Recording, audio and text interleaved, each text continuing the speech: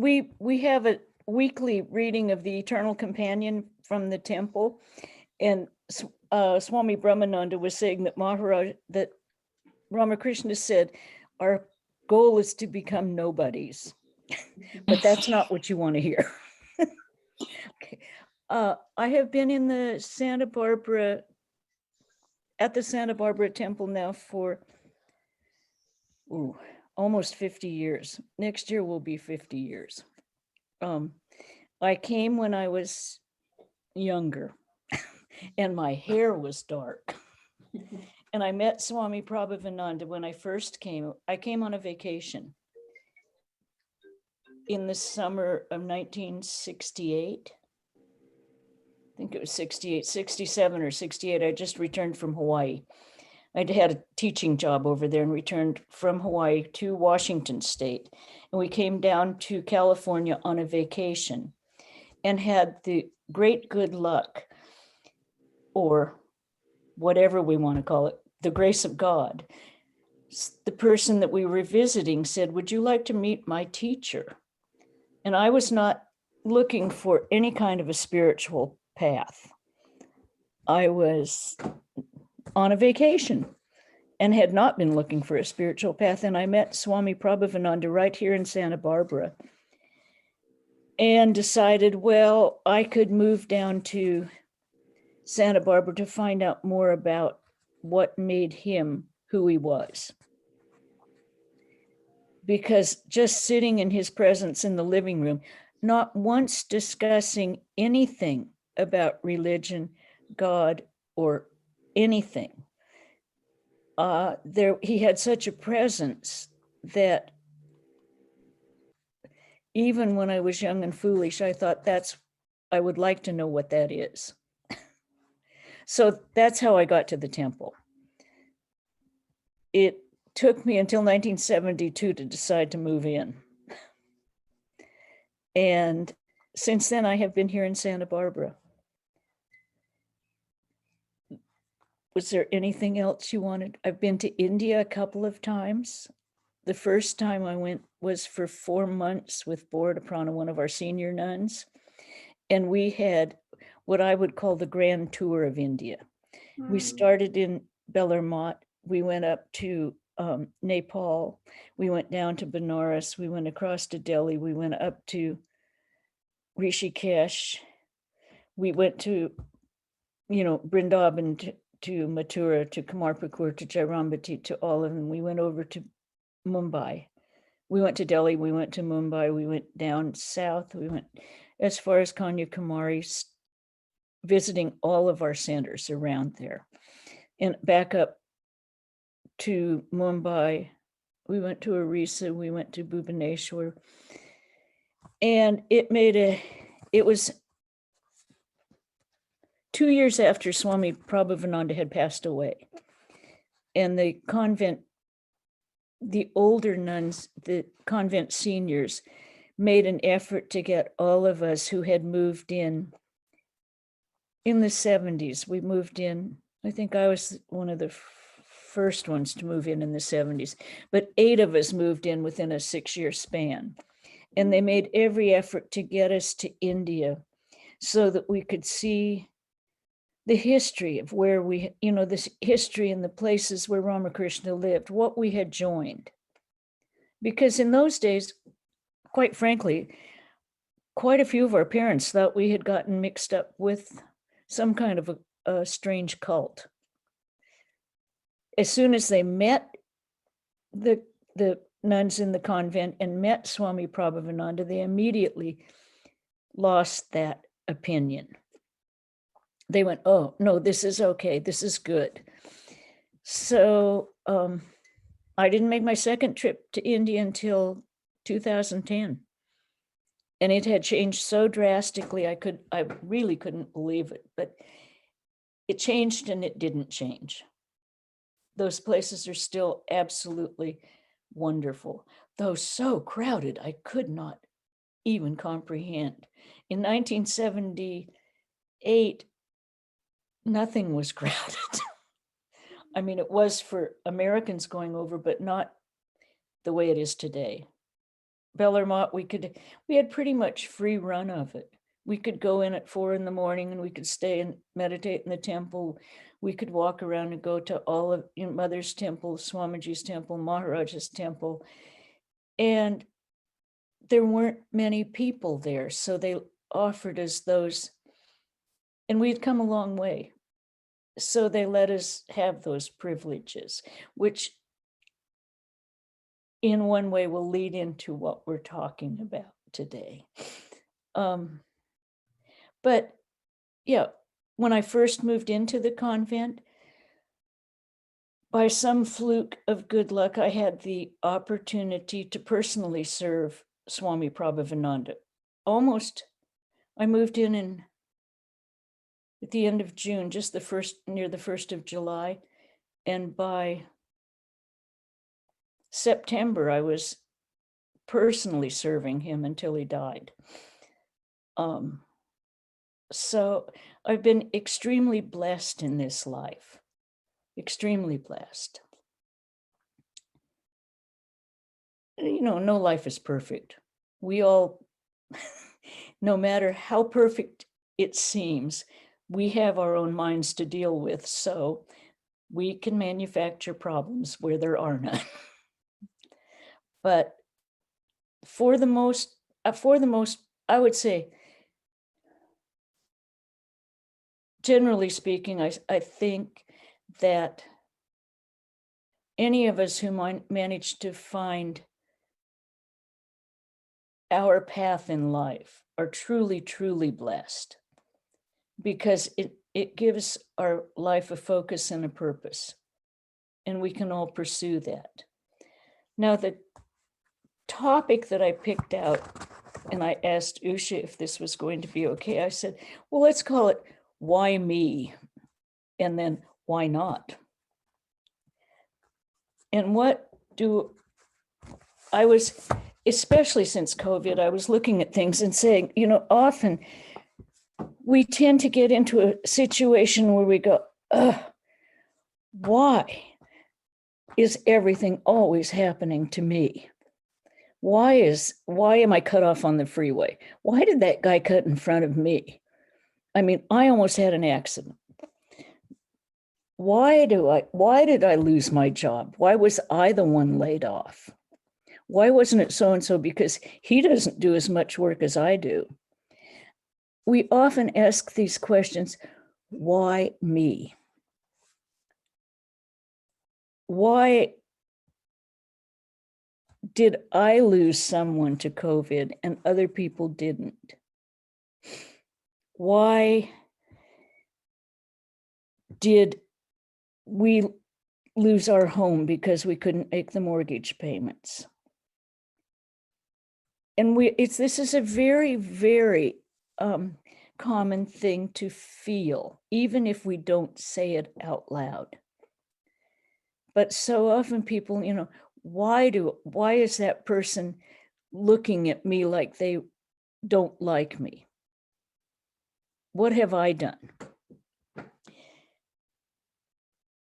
If we look at those things pretty carefully, I mean, we have many stories in religion. We have the book of Job in the Bible, and I think everyone has at least come in contact with it, where Job is, every single thing in the world goes wrong. He has pestilence, he has, famine, he has everything. And he never once asks, why me? In the Indian tradition, we have the story of King Harishchand, who was one of the most generous, kindest kings that existed. He did everything for his people, and he lost his entire kingdom. He lost it, and he had to go out. He and his wife and son went out, and they were begging, and then they got separated. He became I think he became one of the men at the burning ghats who put the bodies in the cremation pyres. His wife and his son were separated from him. His wife, one night, the son died, His wife came crying and she was trying to get her son cremated. She ran into her husband, didn't recognize him at first, didn't have the money. Then they did recognize and they couldn't do anything about it. And not once did he ask, God, why are you doing this to me? Not once. So as a result, he got everything back. But how many of us can face the trials that we face in our lives, the ones that we see, and not say, I'm being punished. Why is God punishing me? What have I done? Why is it's a normal thing. Most of us don't ask the other half of the question, which is when everything is going extremely well, do we ask God, why am I having all these blessings? Why am I so fortunate? Why did I get to meet Swami Prabhavananda?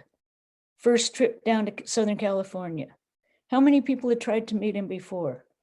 How many people tried to meet Maharaj and were not able to? And then another person will come in, and the instant they have the desire, it's fulfilled. Do we ask the question of ourselves, why am I so blessed? Why does my life seem to go easily when other people seem to have to suffer? I think that's one of the things that has come up more to the surface with this COVID isolation. We have more time for introspection and more time to see exactly, to look at our lives with a more discriminating eye. We can, why did I stay healthy? I did all the things everyone else did. I mean, we stayed mostly isolated. For my own personal behavior, I never stopped going to the farmer's market here in Santa Barbara. I put on my mask. I go out with my mask on. I wash my hands, I sanitize, but I never stopped going to the farmer's market and interacting with the farmers that were there. We did not stop going to the grocery store. Pravrajika and I we took turns going. Neither of us experienced any kind of illness from this. And I say we were reasonably careful. We followed the protocols, but we did not stop our life. And that just happens to be our temperament. But what I look at is why were we so blessed as not to have anything happen? Other people who were much more careful than we were had different results. But it makes us look at our life and say, do we notice and are we grateful for the things, all the good things that are happening to us every day? Do we see those?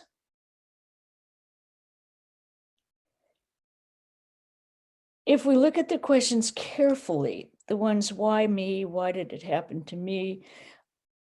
All of those questions are geared outward. They're looking outside of ourselves, not inside ourselves for an answer. And this doesn't give as much of a way to deal with our own minds and our own growth if we're always looking outside and not looking at what's my part in it. We were reading Jnana Yoga at the breakfast table the other morning, and we came across this one section of Swamiji, and I'm afraid I'm going to read it to you, because he had a way of saying things that you went, whoa, yes, that is right. So I'm going to read from Jnana Yoga Swamiji. Those that blame others, and alas, their number is increasing every day, are generally miserable souls with helpless brains who have brought themselves to that pass through their own mistakes. Though they blame others, this does not alter their position. It does not serve them in any way. This attempt to throw the blame on others only weakens them more. Therefore, blame none for your own faults. Stand upon your own feet and take the whole responsibility upon yourselves. Say, this misery that I am suffering is my own doing. And that very thing proves that it will have to be undone by me alone. That which I created, I can demolish. That which is created by someone else, I shall never be able to destroy. There, stand up, be bold, be strong, take the whole responsibility on your shoulders, and know that you are the creator of your own destiny. All the strength and succor you want is within yourselves. Therefore, make your own future. Let the dead past bury its dead.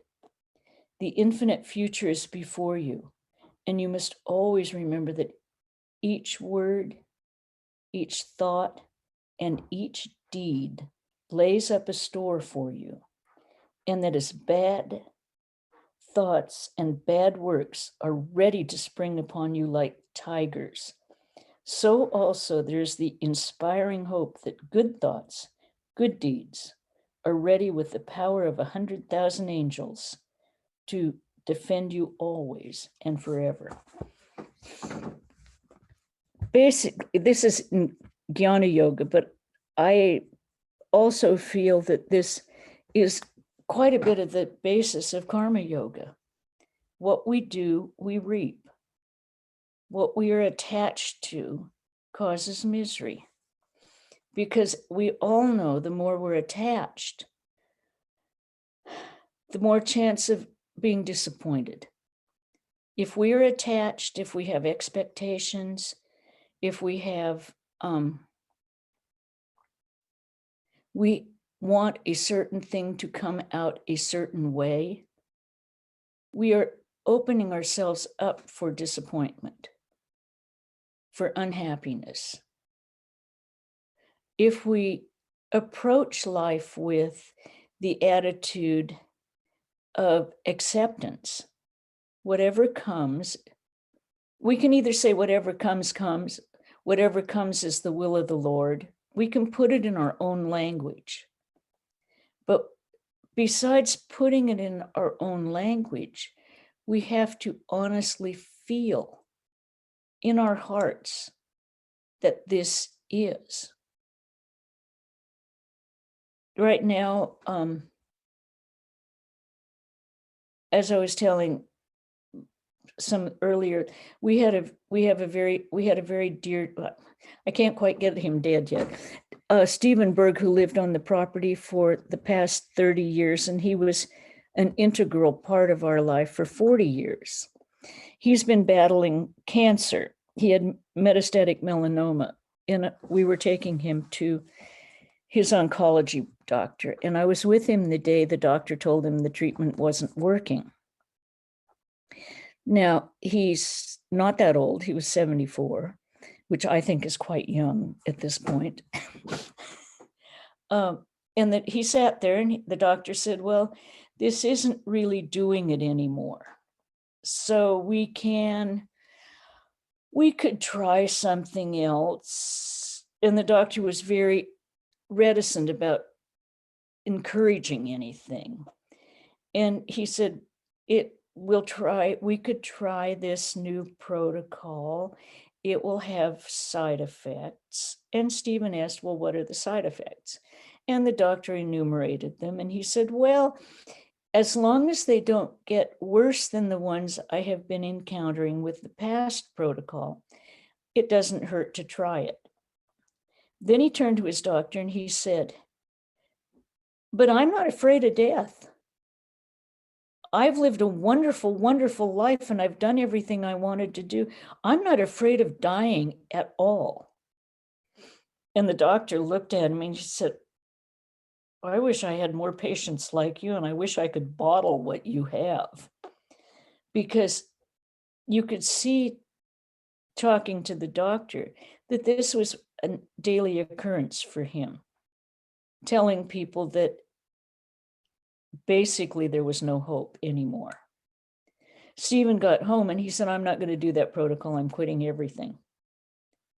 He said, it's not worth it. For what? An extra 6 months? No. So, and he maintained that attitude through the last 6 months of his life, though things were not easy. The body fails, and we have to accept that. And we do. It's not a question of why me? Why is this happening to me? It's a question of, this is what I'm doing now, Lord. This is what it is, and accepting it and going with it. I think all of us here found his attitude exceptionally inspiring, because this was a man who was so physically active his entire life and doing so much for everyone that he's the reason we have honey in our bookstore. He's the reason he took care of the property. He did the brush clearing, extremely physically active. And to have his body start deteriorating was hard for him to accept, but he had worked on his mind from the time he was in his 20s and worked on it diligently every year. As many of you have read the obituary, the eulogy that Pravrajika wrote for him.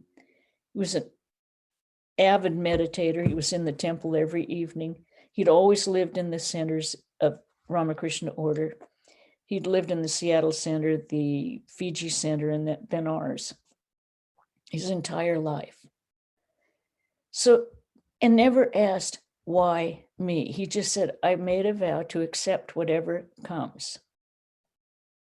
And he really did it. I think it's something that most of us should look at and look deeply inside ourselves and say, am I ready to die? Because any of us could die any second. I mean, we have no guarantees. Am I prepared to meet Ramakrishna? Am I prepared to meet Holy Mother? Am I really prepared? And most of us will probably say, no, I would like to still do a couple of things here on earth. I have a few things I'm not finished with. I mean, that's why we're here, because we do have things we haven't finished with. There's things we feel we have to take care of, or people we feel we have to take care of. We haven't completely turned over. We have not gotten to the point where it's not I, but thou, thou. And we probably will not depart our mortal coil until we do get to that point where thou, thou. It is all the Lord. And if we're lucky, or as I say, fortunate, we'll be able to live in this world feeling that, knowing that no one and nothing depends on us. We do not have to make any changes in our lives. We just have to change our attitude and our attachments. We can continue to do the same things we do every day, but without the feeling that I am doing it. Doing those things that we do every day, doing our work, getting up in the morning, seeing how nice it is outside.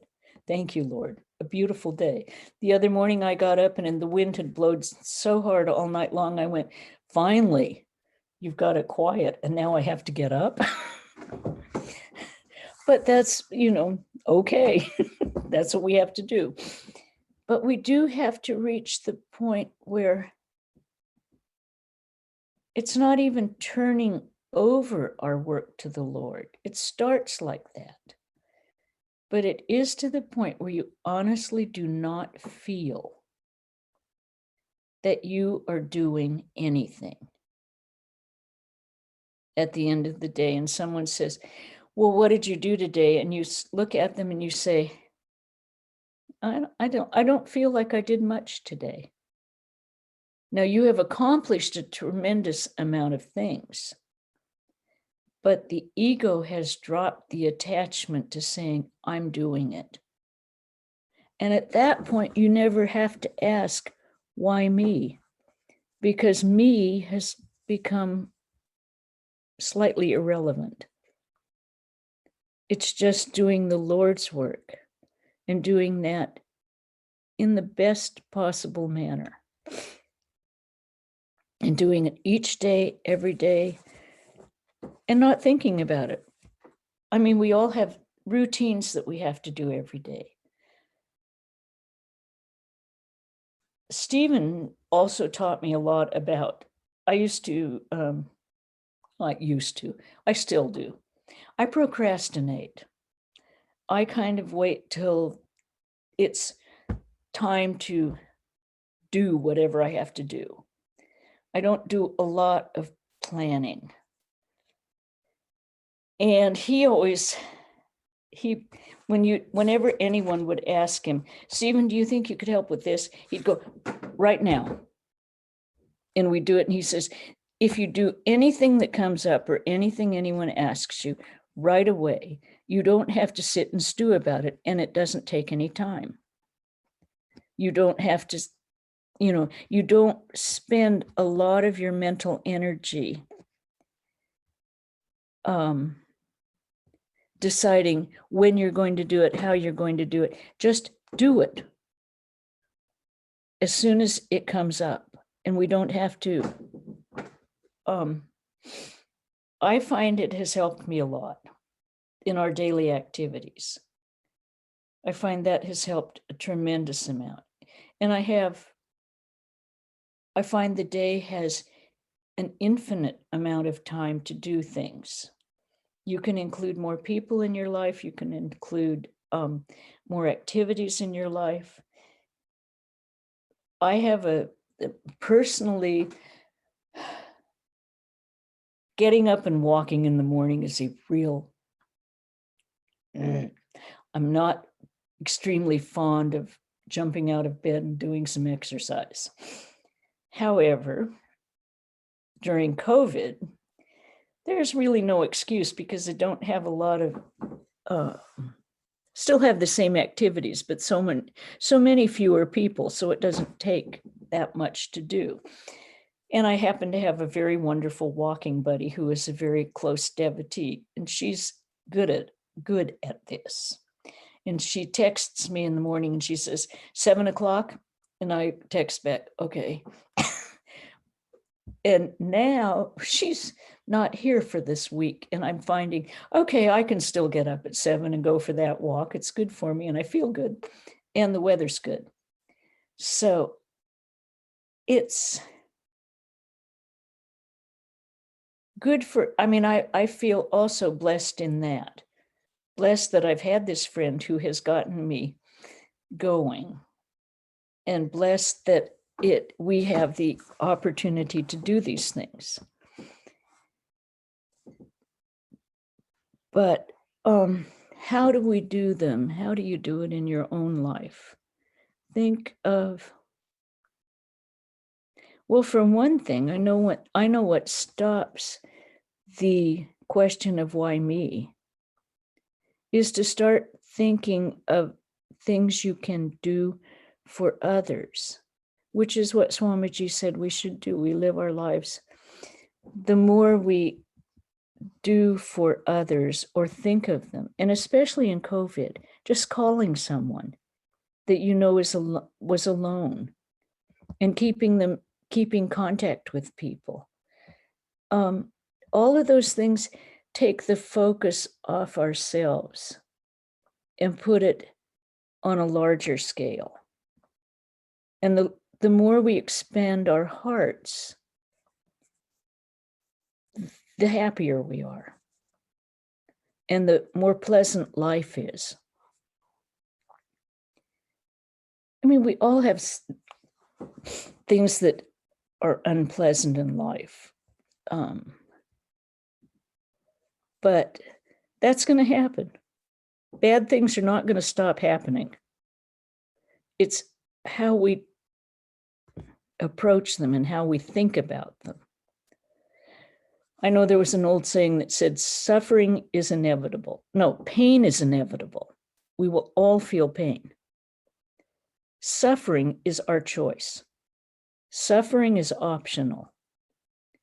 How much are we going to concentrate on that pain that's happening or giving us pain? How can we expand our minds so that the pain is not the focus? How do we choose not to suffer? Well, we started out with, you asked who I was, and Swami Prabhavananda, quoting Swami Prabhavananda, become nobody. Become nobody. Take care of other people. Put your heart there, taking care of them like Holy Mother did. She gave a wonderful example. She had endless amounts of work to do all day. I mean, probably she didn't have to. Probably there would have been people who would have done it for her. But she chose to do these things herself because she was serving others. She was serving Thakur and all of those people, taking care of her children. So if we can kind of emulate that attitude, and it's not necessarily easy. And people won't necessarily notice. You won't get a lot of praise for it.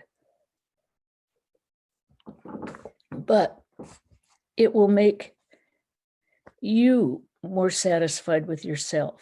You'll forget yourself, and you'll find you're actually quite happy every day, quite content, not thinking about yourself.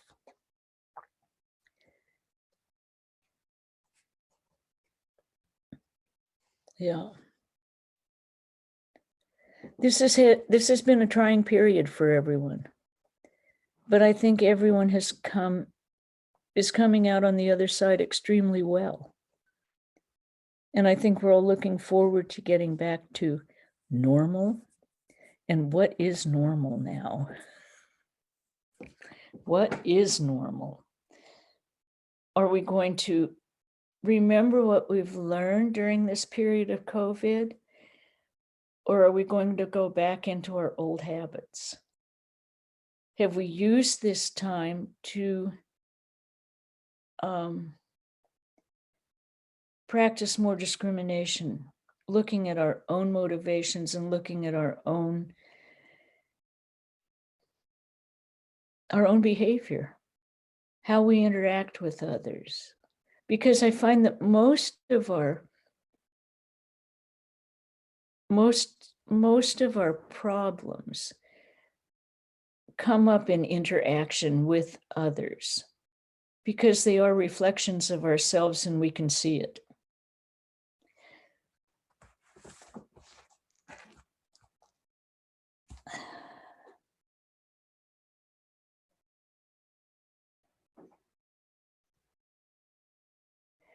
Oh, we were reading, Durga and I are reading the Bhagavatam in the afternoons. That's what we're doing right now. And the other day we were reading it, and this one seemed extremely applicable, especially with the period of time that we have. So I'm going to read you another little section from the Bhagavatam. Attain discrimination and consider the universe as ephemeral. Reflect how all beings and things are subject to birth, growth, decay, and death. How fleeting are all. Having reflected thus, leave vain things to the vain and gain tranquility of mind. The man whose mind is tranquil and who is unattached to the world meditates on the Atman as taught by the gurus and becomes free from the false ego. And this is what all of our swamis, even what Ramakrishna taught, discrimination. A great deal of our life is looking at ourselves. Sometimes we can, with a razor sharp intellect, look at ourselves. Often we look at ourselves as reflected by the ones we live with, the ones we encounter. Living in a group, we have found often people, some of you have been to Santa Barbara, and you have seen how beautiful it is here and what a lovely surrounding we have. We've had many people ask us, well, what is your austerity? What austerities are you living in? You're living in Montecito, you've got a gorgeous property, you've got a beautiful view. You don't have any austerities. And Swami Prabhavananda always said, yes, our austerity is group living. And I think, I didn't get that when I first moved in, but we soon found out that when you have a problem with someone in a group or in a family, and the problem keeps reoccurring, we learned to always look at ourselves and see what we were doing that was contributing to it. Because that kind of abrasion, that kind of knocking off the rough edges has to have two sides of friction. It can't do it by itself. And so once you stop looking at what they're doing and take a look at what am I doing? Why does this bother me? Well, what most of us found out was nothing bothered us unless we had the tendency within ourselves. And that was another thing. You can't, like Holy Mother said, take away, please, Lord, don't let me see faults in other people. And she didn't. But we can't see a fault unless it's in us, because we can't recognize it. If you have not experienced it, you cannot recognize it. So I think this is another benefit we've had during COVID. We've had an opportunity to actually look at these things and see what's happening.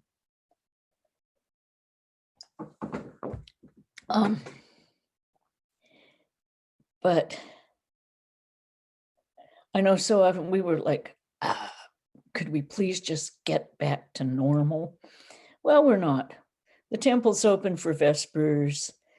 Everyone has to wear a mask, and we're hoping they sanitize their hands as they come in. We have it outside. We're not watching as carefully. 2 weeks ago, we were taking their temperature and making sure everything was absolutely right. But as everyone knows, as things become less threatening, we get used to it, more people get vaccinated, then we loosen our protocols and controls and see what happens. We didn't decide to jump in with both feet immediately. We decided to just be a little cautious. and let people who are not prepared. California is about to go wide open next week, which everyone's kind of going, are we really ready for that? Or are we going to have a problem again? That's where our own discrimination and mindset comes in. Even if the state says masks are no longer required, we have the option to, anyone has the option to wear one if they feel better like that. And what we should, I think what we'll need to watch for is that no one ridicules anyone who does have more fear, that we accept them as they are and hope they accept us as we are. I know in the early days, as I say, I went to the farmer's market every week anyway. And some people were going to the farmer's market and they were terrified. If you got within 15 feet of them, they were yelling, "Get away, you're not supposed to be that close." Everyone was kind of going, okay. But we all we managed to get along. No one said much of anything. Some of those people, they're terrified, that's all. And out of fear, we do many things.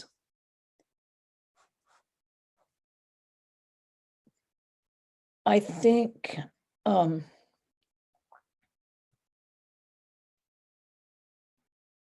so often the fear that arose, like in that person who was yelling at me for being within 10 feet of her, the terror arises from the fear of the unknown and the fear of death. I know, Usha, you said that wasn't it the death cafe that Harinama just had? Or did he have a spiritual cafe? He's had everything. He's had the death cafe, he's had the spiritual cafe, he's had the couples cafe. Yeah, he did that, yeah. But most people's fear comes from fear of the unknown. They don't know what to expect, and they feel that they cannot control it, which is true. We can't control everything. But if we know that, if we know and have faith that that whatever happens to us or whatever experience we have is an experience that is a real opportunity for improving ourselves, for looking at ourselves and looking inside and saying, okay, this has happened to me. I'll give you another example of a really stupid thing I did during COVID. I was straightening out some draperies and decided I was too lazy to go get a ladder, and they were about 10 feet up. So I would just jump up on this. First I stepped up on a chair, and then I stepped up on a cupboard. Well, the cupboard tipped and I really fell. And I thought, well, I'm just really glad I didn't hurt myself very badly because it was a dangerous situation. And I thought, okay, how do I look at this? I could hardly walk for 3 days because I landed so hard on one ankle. And I thought that was my own stupidity. I did it to myself. I was impatient and I didn't feel as old as I am. I thought I could still do it. Now, I think most everyone who has gotten a little older realizes that inside you never feel as old as your body is. You're still right, you can still do everything you always wanted to do, except your body can't do it. So you have to accept those limitations. That's a gross example of looking at yourself and deciding, okay, this is where I am and this is what's happening. But we do that with everything we have to do. And it's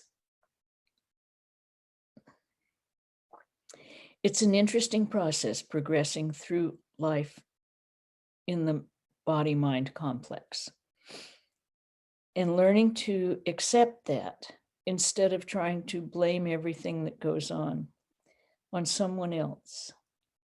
To know that we are the writers of our destiny. Once in the temple, when Swami Prabhavananda first came, he was giving a talk on, what was it on? The law of karma. And he was explaining, it was to a college class. And he was explaining how everything that happens to us is because of our past actions.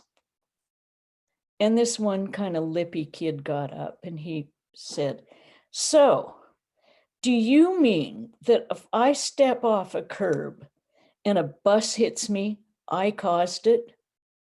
And Swami Prabhavananda looked at him and went, yep, you caused it. And the kid went, I don't know. He said, maybe not in this life, but yes, it's past action that causes everything that happens to us. Some scars and we are reaping our karma. Now, if we can look at it that way, then we know that we can undo it, as Swamiji said. If I caused it, then I have to undo it. And that takes us past the question of why not me? I have done everything that is making my life the way it is, whether I do think the grace of God comes in because some of us are so fortunate, and it has to be the grace of God. And the grace of God may come from things you've done in your past lives, things, austerities, like that story about the two men who were, one man was trying to achieve the grace of God, and he had assembled everything he needed for this very special worship, and he died. Another man came and sat down, and the grace of God flowed out of the heavens to him. What is, yes, they both did exactly what had to be done. One man had to gather it all, building up the karma for the next life. The other man had done it already, so he just sat down and it seemed to shower upon him. But all of those things are we can quit asking the question, why me? Now, does anyone have anything they would like to discuss? I want to ask one question, Mataji. Sure. Now, where's the room for prayers? I mean, if we know this all my doing, and all the Holy Mother says that your sadhana and all that kind of thing can help you to reduce the impact of your past karmas. So how much room is there for our prayers? So for your prayers? Sadhana and all that, all this kind of. Well, because everything, as Swamiji said, every thought, every deed, every action that we're doing right now is affecting our lives. And I've heard this a million times. We take 10 steps towards God, he takes 100 towards us. Yes, we have to be doing something. We have a human birth. So you choose to do the good actions, the actions that take you closer to God, lead you on the path to realizing God. And we have those choices every single day. They talk about it completely in the Katha Upanishad, the choice between the good and the pleasant. Oftentimes, The pleasant is the stuff that is fleeting, is not leading us towards God. It's simple pleasure seeking in this world of Maya. And there's nothing, it's not wrong, it just is. Going out and eating exceptionally good food all the time. Or staying home and cooking a healthy meal for yourself, which is going to keep you in a better position to realize God. The healthy meal keeps your body healthier. The overindulgence makes you, it doesn't bring happiness. It usually destroys your health. It usually, once it's over, you want more. That's the joy of Maya. Supply one, feed one little desire, and three more come behind it. Now, are these desires that lead you to God realization? Or do they lead you deeper and deeper into Maya? So yes, I mean, prayer and sadhana means a great deal. Great deal. It's part of what keeps us, well, as I say, you have to fill your day with something. Now you can fill your day with the balance of the four yogas, with some reading, some discussion, some worship, and in your shrine, if you have a shrine, yes, taking care of it, putting flowers in, thinking of God. You can fill it with good actions that are not selfish, actions that help other people.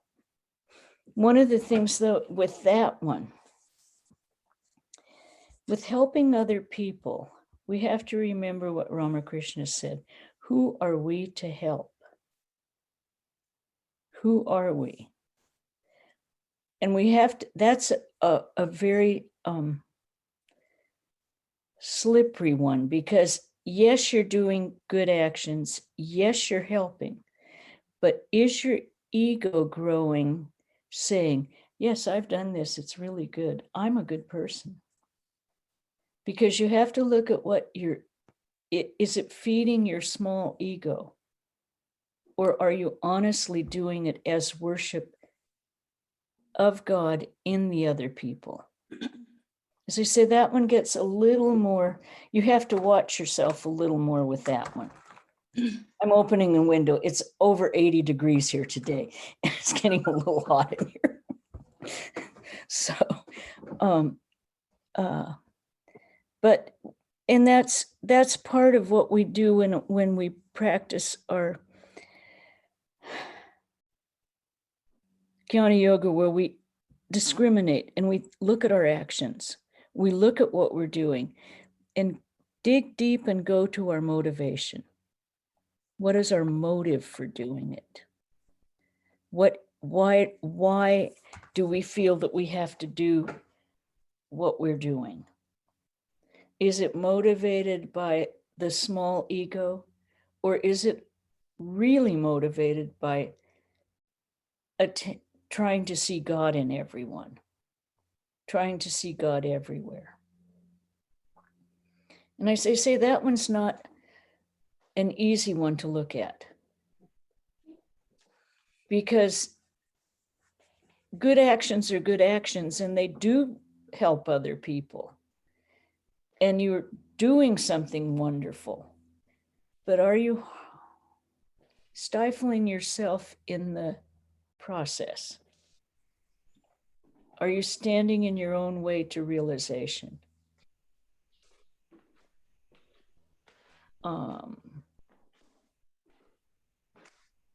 The sticky part gets when other people start praising what you're doing.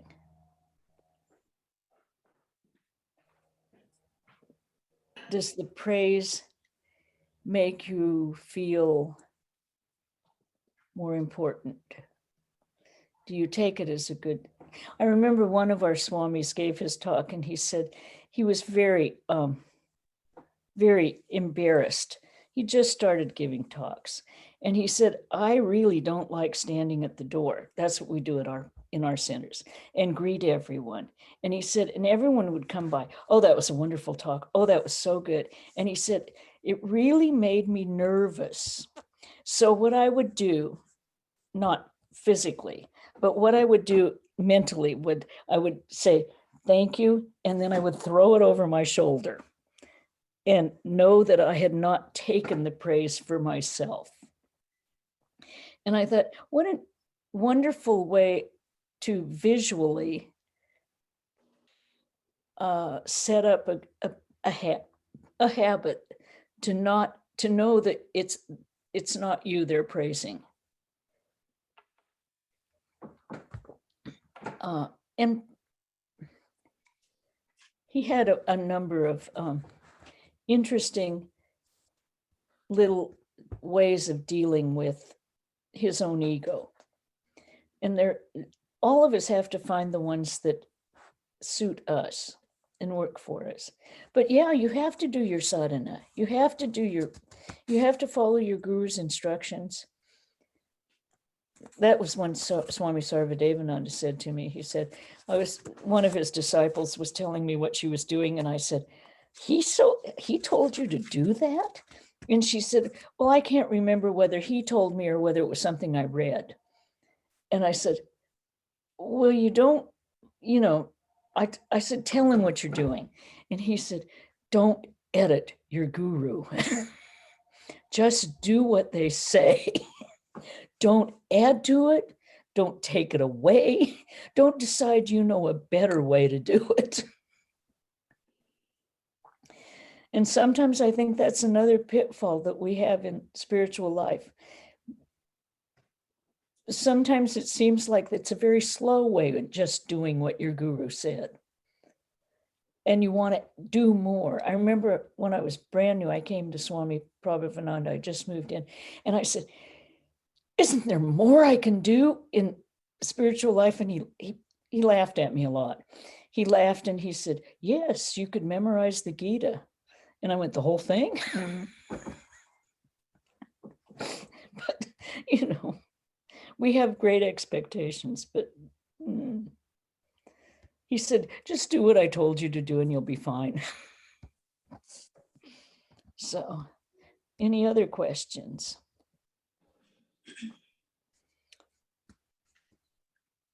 Okay. Can I ask one? Oh, sorry, go ahead. Of course. I can ask one, but let's see.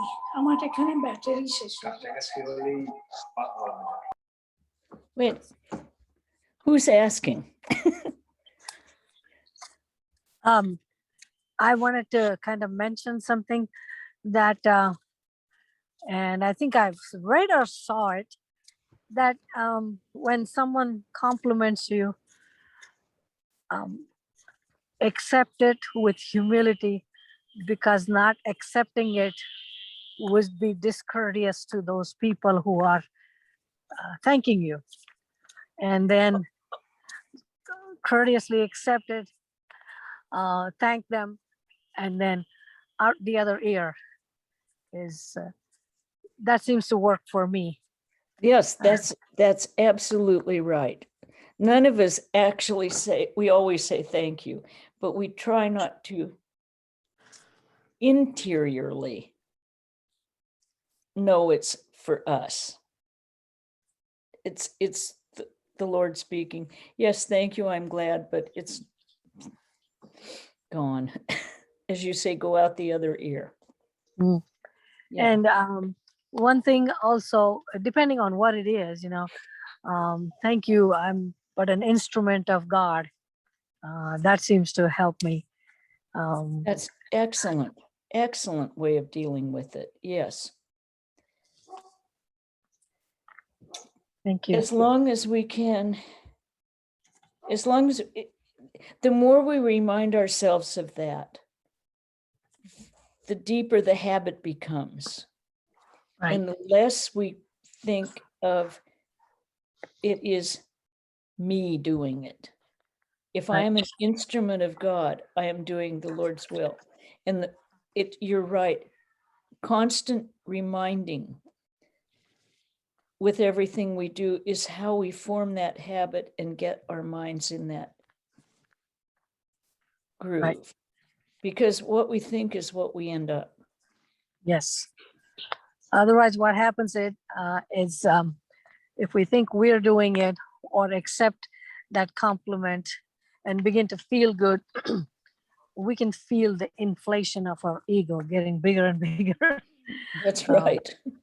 But you have to look at that, and that's great progress in spirituality, is being able to look at it. Right. That's one of the things, I mean, that takes a great deal of discrimination and honesty. Right. And I also thank God, Lord Krishna, for giving me the opportunity to do selfless service whenever. And then I find that more of it comes my way. Yes. It's a law of karma again. Whatever we give, if we give sattvic karmas, then that's what comes our way. Rajasic and tamasic, So, and just have to remind ourselves on that path again and again and again, because it is easy to slip and let the ego conquer the soul. And that chariot picture that is shown in the Bhagavad Gita. Mm-hmm. You have to keep a constant watchful eye on the mind, because what the mind without control can be led in many different directions. Mm-hmm.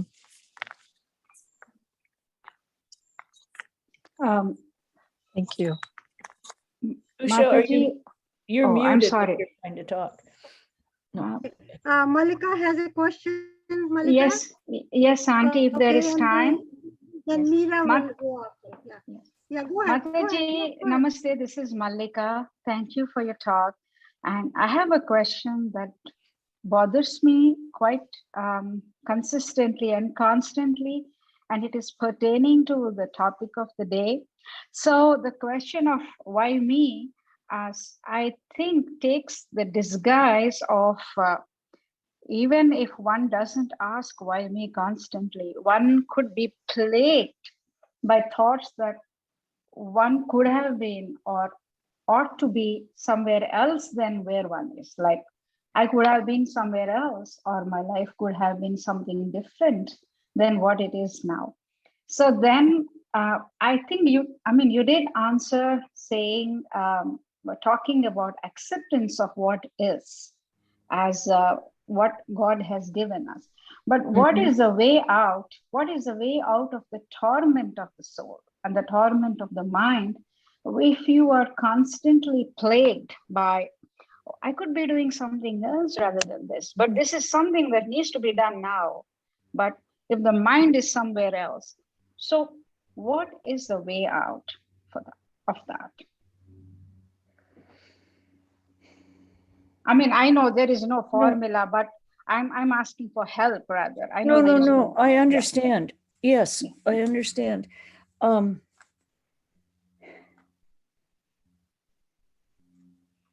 That is one of the most common things that, as a human being, that we have. We're not connected to the present. We're always projecting into the future or falling back into the past. And if we can form the habit, and it takes a great deal of effort, to try and concentrate on just what's happening this minute. not, oh dear, I should be doing this, or I could be doing this, because you're not there. You're right here. Yeah. Or sorry to interrupt, or the stress of having to do something that is really immediate, but also thinking of something that we have promised to do in future, let's say future meaning later on in the day or few days from now. And it is a constant conflict, but this has to be done, but that is also there. It's true. That is what they call in the business world time management. You take you take each thing as Yes. it comes up and do that one, and then do the next one. Don't project into how much I have to do. I know a contract, I mean, that sounds silly, time management, but a contractor I know, he said, oh my Lord, if I thought of all the things I had to do in the next week, I wouldn't get anything done, because I'd be so worried about not being there. He said, if I take each one as it comes up and just do it, and then move on to the next one, we don't take up our, we don't waste our energy thinking about how am I going to do it. This is what I was saying, when someone comes, do it now. It may not be done absolutely perfectly, but do it right when it comes up. And then it doesn't take, it's finished and you don't need to think about it. So we tend to almost paralyze ourselves by thinking of how much we have to do and we only have this much time. Like I think I said earlier, if we don't project into the future or don't go, oh my God, I should have done that yesterday. Don't worry about it. Just do it. And then move on to the next.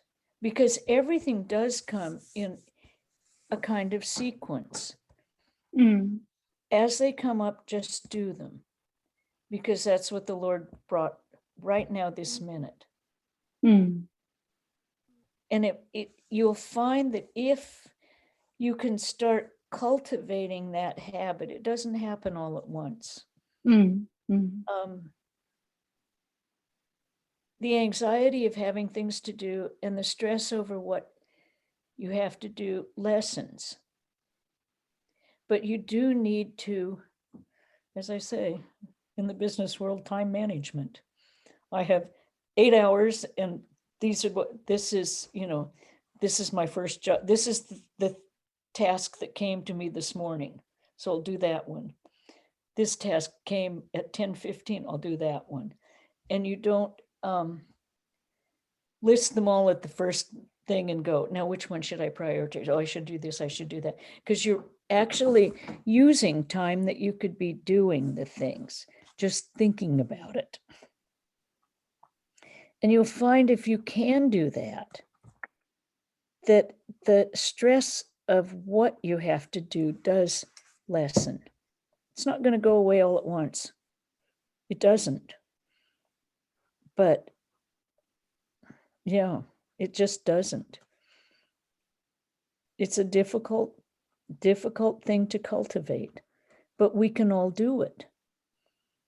I mean, all the Buddhists, well, Eckhart Tolle, be here now. The Buddhist path, live in the present. Not in the past, not in the future. The future may never come. Even way back in the 40s or 50s, Norman Vincent Peale said, stop worrying and start living. Half of the things you worry about, 90% of the things you're worrying about will never happen. And it all sounds trite until you start putting it into practice. And even then, sometimes you think, this is kind of silly, but I'll give it a try. And it does work. It really does. Mira has a question, huh? Yeah. I'm sorry.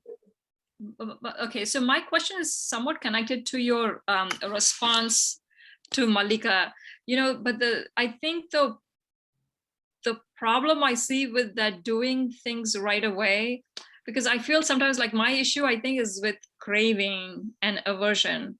And I feel like, you can take one step forward and say, oh, today I did my sadhana, or at least I did give it my 100%, whatever that was.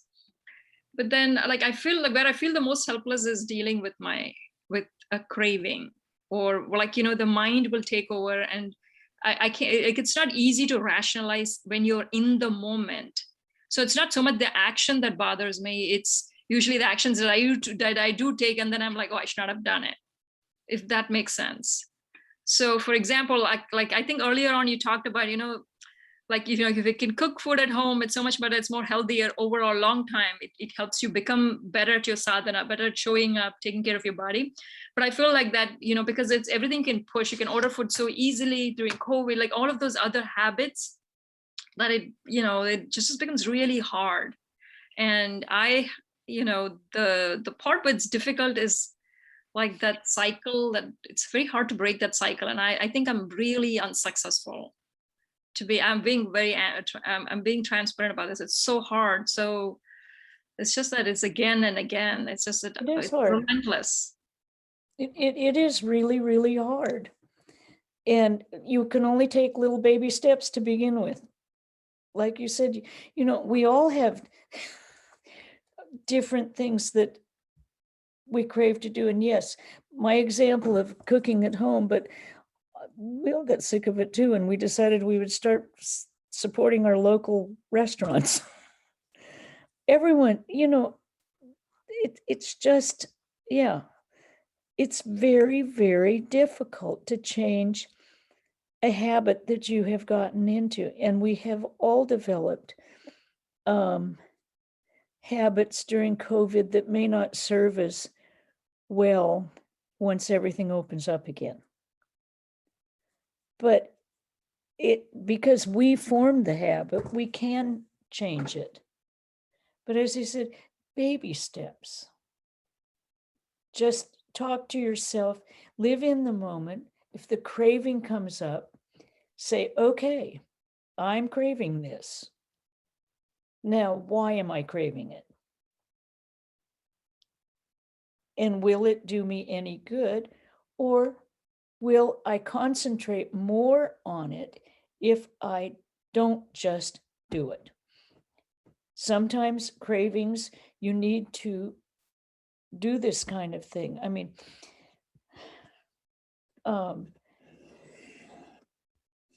yeah, I mean, people, when it's not repressing any kind of behavior, we are not talking about repressing any behavior, pushing it down and saying, I can't do it. What we're talking about is redirecting any behavior. In psychological terms, sublimating it, changing the focus. If you're experiencing a craving, offer it to God. And if you want to do it, offer the action to God. Like Girish Ghosh, he said, I can't do this to Ramakrishna. I can't do that. I can't give it. And he said, then give me your power of attorney. Think of me before you do anything. Think of me before you take a drink. Think of me. This is sublimating our past habits and giving them a turn towards the divine. Now, that's not easy to begin with. That's not, I mean, no one said life was easy. No one said it was going to be, someone asked the Dalai Lama, they said, well, what's the fast and easy way to realize God? And he says, no fast, no easy. So, I mean, that's the truth. There is no fast and no easy. It's daily diligence, which can get really tiresome. but it's only tiresome for a while. Once the habits start changing, it's not,